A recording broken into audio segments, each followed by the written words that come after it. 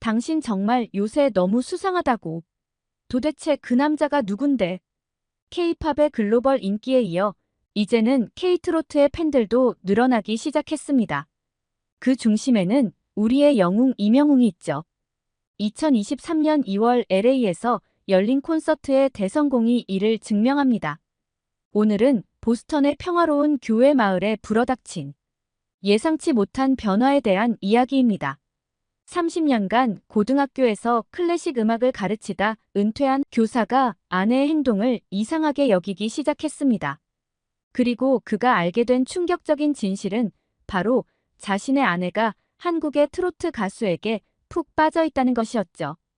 클래식 음악만을 고집하던 음악 교사가 어떻게 한국 트로트의 매력에 빠지게 되었을까요? 그리고 이 특별한 음악이 그들 부부의 인생을 어떻게 바꾸어 놓았을까요? 보스턴의 한 미국인 부부가 들려주는 감동적인 이야기, 지금 시작합니다. 잠깐만요.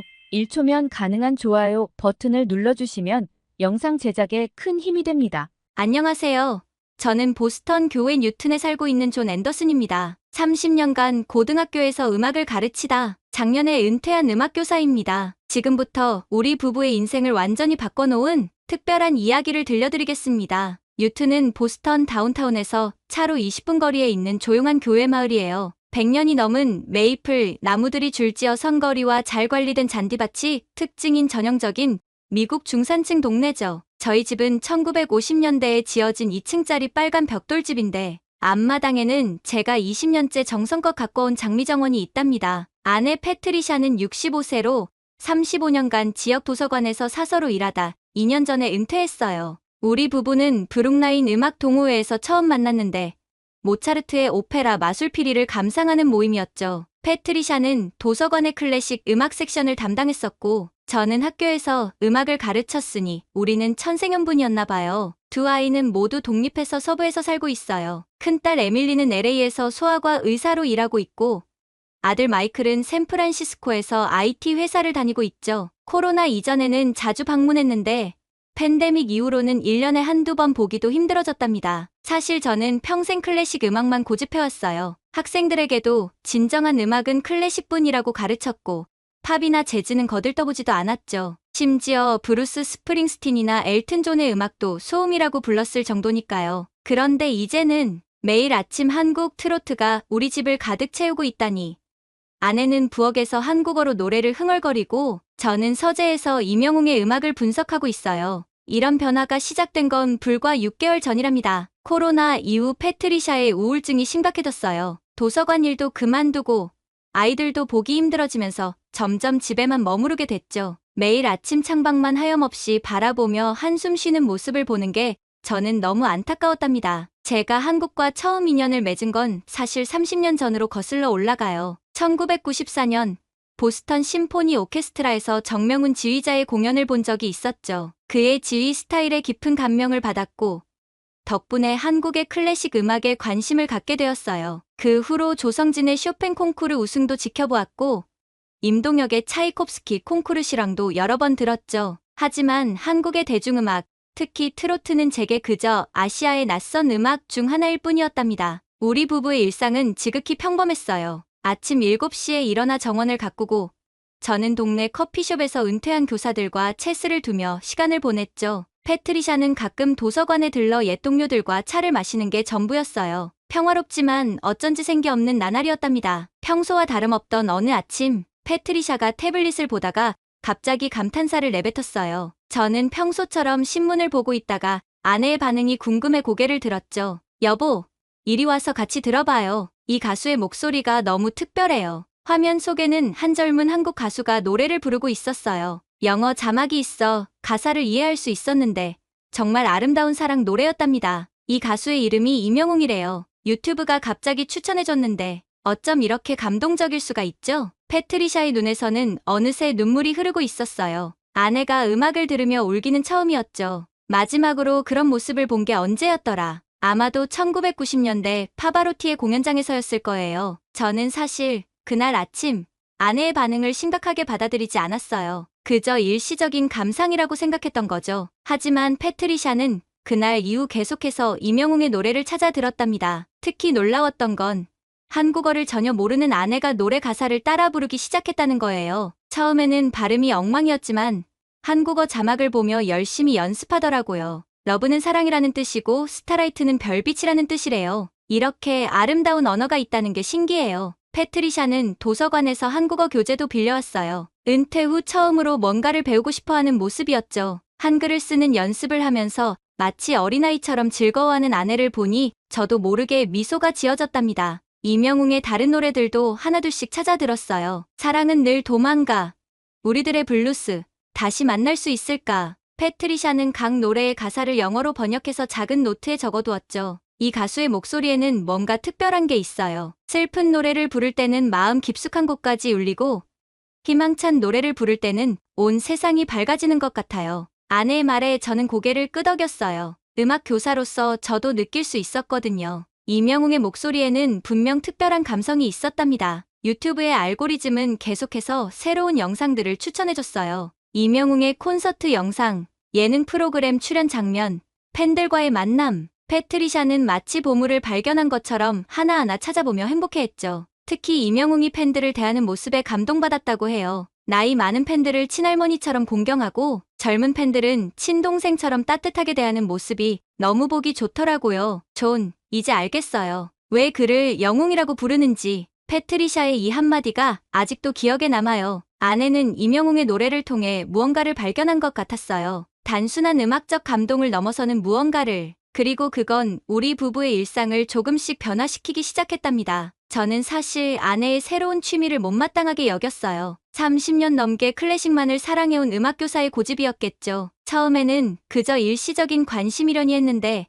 패트리샤의 열정은 날이 갈수록 커져만 갔답니다. 매일 아침 집 안에는 임영웅의 노래가 울려 퍼졌어요. 아내는 부엌에서 요리하면서 한국어로 노래를 따라 부르고 태블릿으로는 한국 요리 영상을 보며 비빔밥과 김치찌개를 만들기 시작했죠. 클래식 음악만 들리던 우리 집이 이제는 완전히 다른 공간이 되어버린 것만 같았습니다. 도서관에서도 패트리샤의 변화를 눈치챈 모양이었죠. 30년간 클래식 음악 섹션을 담당하던 그녀가 이제는 한국 문화 관련 서적을 찾아보고 한국어 교재를 빌려가는 모습에 전직 동료들이 적잖이 놀랐다고 하더라고요. 저는 음악교사로서의 전문성을 내세워 여러 번 지적을 했어요. 트로트는 클래식에 비해 음악적 완성도가 떨어진다느니 한국어를 모르면서 노래를 따라 부르는 건 의미가 없다느니 하는 말들이었죠. 하지만 패트리샤는 제 말에 전혀 동요하지 않았답니다. 오히려 아내는 임영웅의 음악성을 설명하기 시작했어요. 그의 발성법이 얼마나 훌륭한지,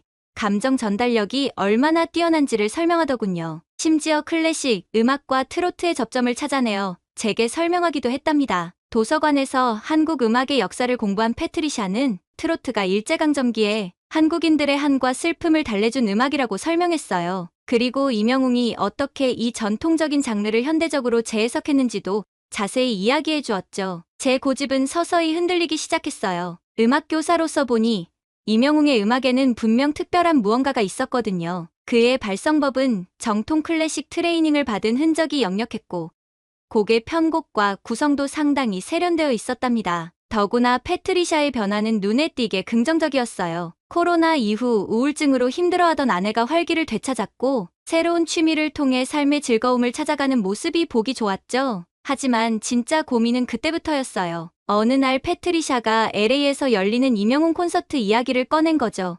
2023년 2월 임영웅의 LA 콘서트에 가고 싶다고 했어요. 내심 불안했습니다. 67세의 나이에 LA까지 가서 콘서트를 본다는 게 위험하게 느껴졌거든요. 게다가 한국 가수의 콘서트라니 우리 나이에 그런 곳에 가도 되는 걸까 하는 걱정도 들었답니다. 그렇게 우리 부부는 처음으로 심각한 의견 충돌을 겪게 되었어요. 제 반대에 패트리샤는 처음으로 울면서 자신의 심정을 토로했고 LA에 사는 딸 에밀리까지 나서서 저를 설득하기 시작했답니다. 음악을 통해 새로운 삶의 의미를 찾은 아내와 고집스러운 저와의 갈등이 시작된 거죠. 비가 내리던 어느 저녁, 혼자만의 시간을 보내기 위해 서재에 들어갔어요. 평생 모아온 클래식 음반들 사이에서 문득 의문이 들었답니다. 왜 나는 다른 음악들을 이렇게 배척해왔을까? 그날 밤, 처음으로 진지하게 임영웅의 음악을 들어보기로 했어요. 음악 교사로서의 전문성을 가지고 객관적으로 평가해보고 싶었거든요. 헤드폰을 끼고 Trust in Me를 틀었는데 첫 소절부터 깜짝 놀랐답니다.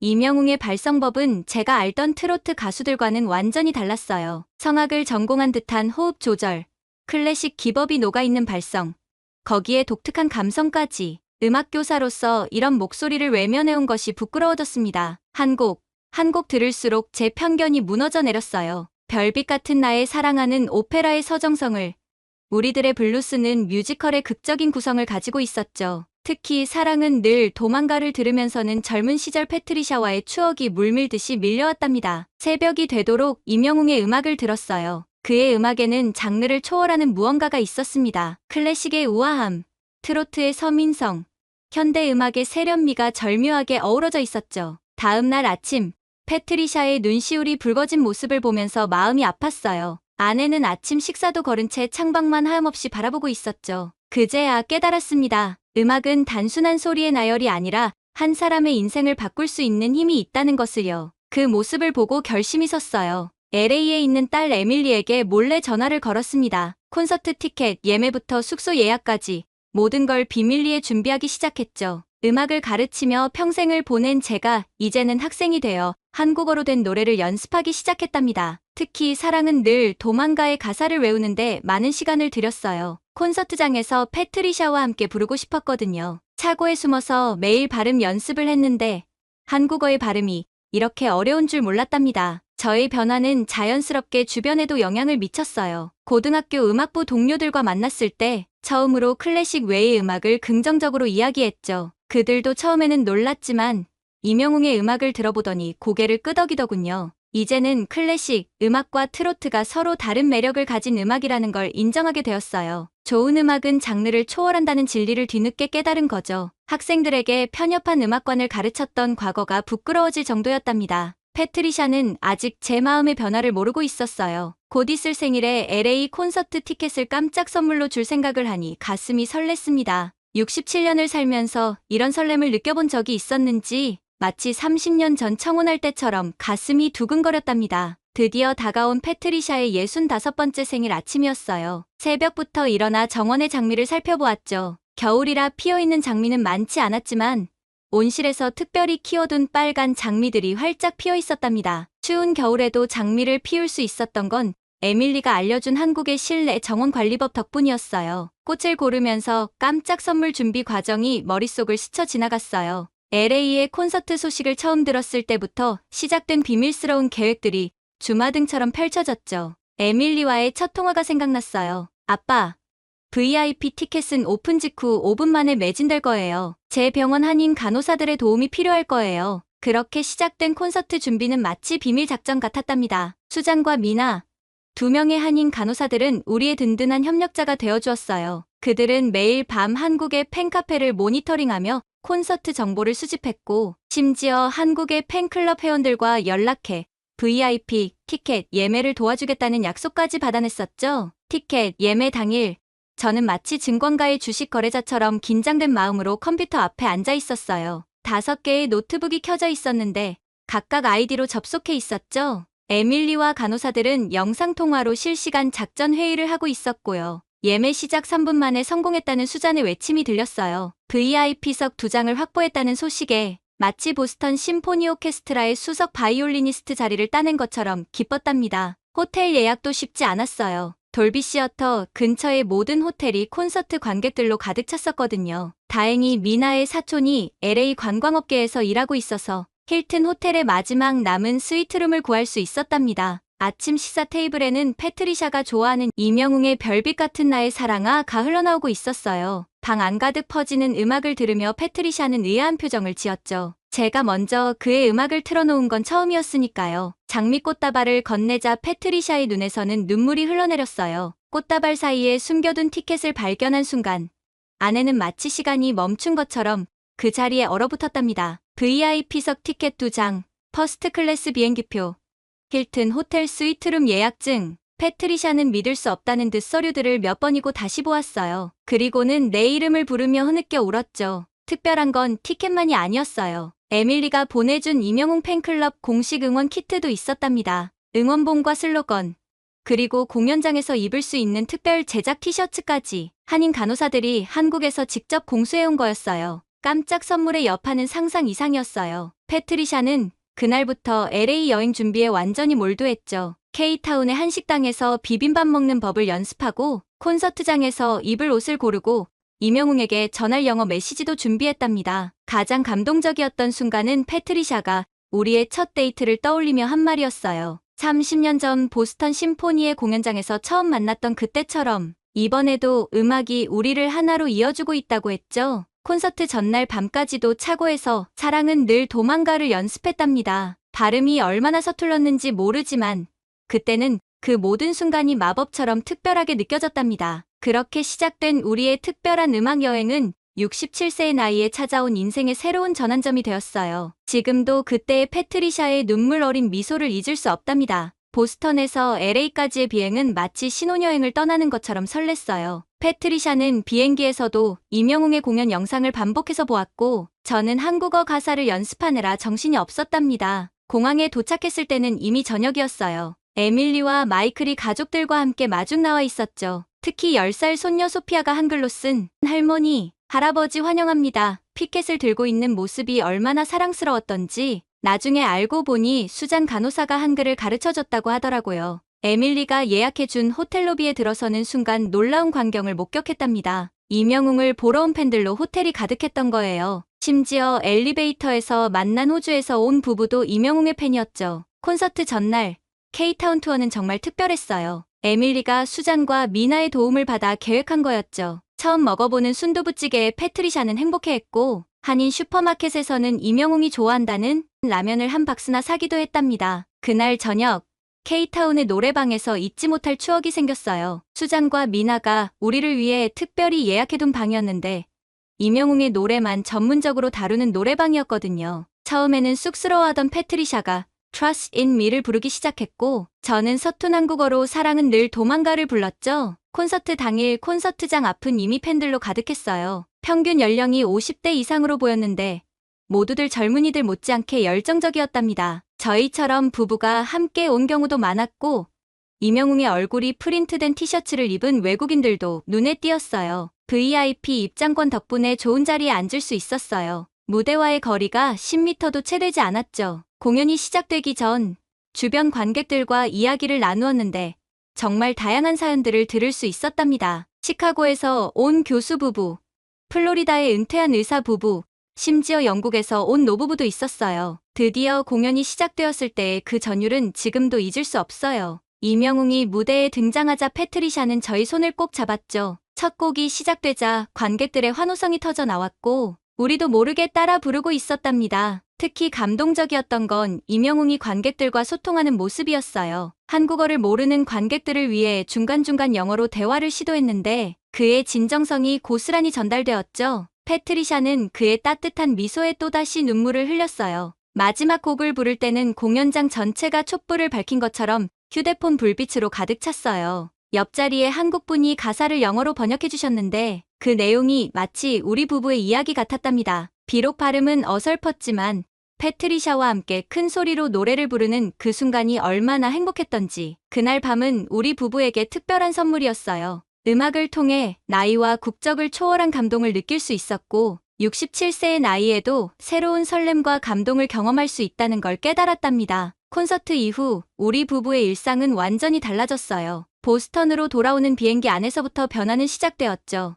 패트리샤는 비행기 안에서도 직접 촬영한 콘서트 영상을 계속 보면서 행복해했죠. 집으로 돌아온 첫날, 저는 아내와 함께 서재를 정리했어요. 30년간 모아온 클래식 CD들 사이에 임영웅의 음반을 꽂아두면서 음악에 대한 제 편견이 얼마나 강했는지 새삼 깨달았죠. 이제는 바우와 임영웅이 나란히 꽂혀있는 모습이 전혀 어색하지 않았어요. 특히 놀라웠던 건 우리 동네 이웃들의 반응이었어요. LA 콘서트 이야기를 들은 이웃들이 하나둘씩 우리 집을 찾아왔죠. 패트리샤가 콘서트 영상을 보여주며 설명할 때마다 모두들 감탄했고 심지어 몇몇 이웃들은 임영웅의 음악을 공유해달라고 요청하기도 했답니다. 제 오래된 동료 교사들의 반응도 재미있었어요. 30년간 클래식만을 고집하던 제가 트로트 콘서트를 보고 왔다는 소식에 다들 놀랐지만 임영웅의 음악을 들려주자 진지하게 감상하더군요. 음악부 교사들은 그의 발성법과 무대 매너에 대해 전문적인 대화를 나누기도 했답니다. 변화는 거기서 그치지 않았어요. 패트리샤가 보스턴 한인문화센터의 한국어 강좌를 찾아낸 거예요. 매주 수요일 오전, 우리 부부는 20대 유학생들과 함께 한국어를 배우기 시작했죠. 선생님은 우리가 이명웅 팬이라는 걸 알고는 그의 노래로 한국어를 가르쳐 주셨어요. 한국어 수업이 끝나면 일에 한 식당에 들렀답니다. 처음에는 이름도 못 외우던 음식들이 이제는 제법 친숙해졌어요. 특히 삼겹살과 김치찌개는 우리 부부의 단골 메뉴가 되었죠. 매운 음식을 잘 못 먹던 패트리샤가 어느새 고추장찌개도 거뜬히 먹게 된 게 신기했어요. 주말에는 한인마트에 가는 게 새로운 일과가 되었어요. 이명웅이 광고하는 제품들을 찾아다니는 재미도 쏠쏠했죠. 한국 과자와 라면을 사서 LA의 손주들에게 보내주기도 했는데 소피아가 특히 좋아했답니다. 가장 큰 변화는 우리 부부 관계였어요. 콘서트 이후 패트리샤의 우울증은 완전히 사라졌고 매일 아침 이명웅의 노래와 함께 시작하는 일상이 우리에게 새로운 활력을 주었답니다. 주말마다 노래방에 가서 서툰 한국어로 이명웅의 노래를 부르는 것이 새로운 데이트 코스가 되었죠. 우리는 온라인 팬카페에도 가입했어요. 번역을 돌려가며 카페 활동하면서 다른 팬들과 교류했죠. 처음에는 컴퓨터 다루는 게 서툴러서 애를 먹었지만 에밀리가 영상통화로 하나하나 알려준 덕분에 이제는 제법 능숙해졌답니다. 특히 기뻤던 건 팬카페를 통해 보스턴 근교의 다른 이명웅 팬들을 만난 거예요. 매달 한 번씩 우리 집 정원에서 팬 미팅을 갖게 되었는데 놀랍게도 우리처럼 은퇴한 부부들이 꽤 많았어요. 클래식, 재즈, 컨트리 등 각자 좋아하는 장르는 달랐지만 이명웅의 음악 앞에서는 모두가 하나가 되었답니다. 나이 들어 새로운 취미를 가진다는 게 얼마나 큰 축복인지 그때 깨달았어요. 음악을 통해 새로운 문화를 배우고 새로운 친구들을 만나고 무엇보다 아내와 새로운 추억을 만들 수 있다는 게 얼마나 감사한 일이었는지 모릅니다. 이제 우리는 다음 콘서트를 기다리고 있어요. 언제가 될지는 모르지만 그때는 더 많은 노래를 한국어로 따라 부를 수 있을 거예요. 늦게 시작된 우리의 특별한 음악 여행은 여전히 진행 중이랍니다. 오늘 사연은 여기까지입니다. 한국 트로트의 매력에 빠진 미국인 노부부의 사연 어떠셨나요? 한국 음악의 힘이 나이와 국적을 초월해 사람의 마음을 어떻게 움직이는지 다시 한번 확인할 수 있는 시간이었습니다. 한국 음악이 한 미국인 부부의 우울증을 치유하고 새로운 삶의 활력이 되어준 것처럼 한국 트로트가 가진 따뜻한 감성과 위로의 힘이 전 세계인의 마음을 어루만지고 있다는 사실이 놀랍습니다. K-팝에 이어 이제는 한국 트로트가 세계인의 마음을 사로잡을 새로운 한류의 주역이 되지 않을까요? 여러분은 해외에서 사랑받는 트로트의 매력이 무엇이라고 생각하시나요? 여러분의 생각을 댓글로 남겨주세요. 감동뭉클에서는 여러분의 소중한 마음을 모아 사연 주인공들에게 전해드리고 있습니다. 여러분 주변에 감동적이거나 재미있는 실제 사연들을 제보받고 있으니 언제든 저희 공식 메일로 제보해주세요. 여러분이 보내주신 사연이 다음 영상의 주인공이 될 수 있습니다. 오늘 들려드린 사연이 마음에 드셨다면 구독과 좋아요 눌러주시고 주변 분들과도 공유해주세요. 여러분의 작은 관심과 응원이 더욱 좋은 콘텐츠를 만드는데 큰 힘이 됩니다. 오늘도 여러분의 하루의 작은 즐거움이라도 되었기를 바라며 지금까지 감동뭉클이었습니다. 끝까지 시청해주셔서 감사합니다. 다음에 더 감동적인 사연으로 찾아뵙겠습니다.